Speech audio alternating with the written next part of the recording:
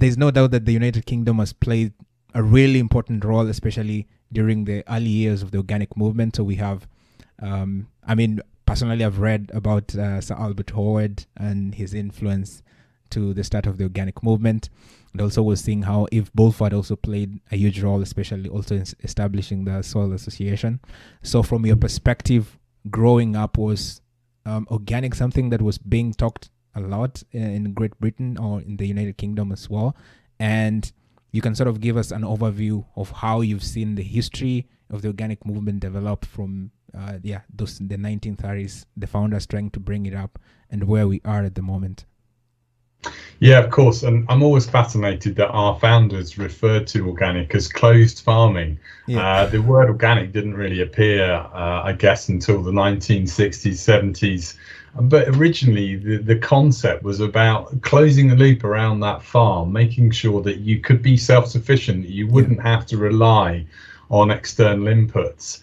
And I think the interesting thing about our founders were the parallels I see in with them and some of the founders of some of our very strongest organic brands now in the UK. Interestingly, this common kind of origin is that a lot of these people were travelers. They were thinkers and travelers. They traveled around the world.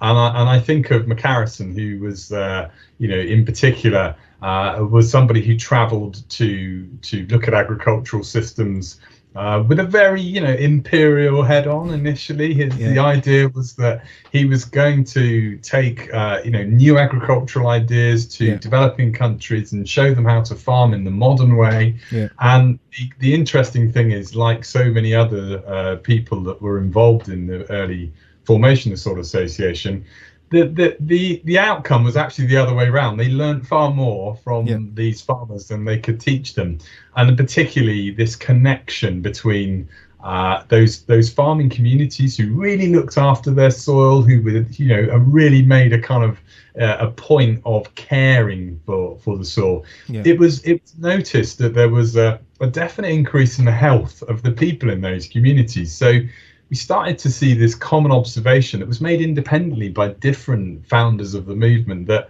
there is a link here, and hence Lady Eve Balfour and Albert Howard's idea that healthy soil should ultimately lead to healthy plants, healthy animals and healthy people. Yeah. So that was really where it came from. And again, I've met a number of brand founders in organic, whether it's the 1960s, 70s, 80s, who themselves have had their eyes opened by travel, whether it's going to somewhere where the food and the healthcare is unfamiliar. It's a different approach, and they've got very ill, and they found that food is one of the most effective medicines that you can rely on, or whether again their experience was directly in seeing the amazing results from farming in a manner that doesn't rely on agrochemicals or the big global agrochemical industry. Yeah. So I think that was that's quite an interesting kind of link between our founders and some of the people who've come into the movement. And for me, going through the 1980s, 1990s when I was young, I think probably organic was still pretty obscure in the UK. It was still a niche market. Yeah. I suspect, like many, you had an awareness that there was something going on there. Maybe it was some hippies who were doing it. It felt very much like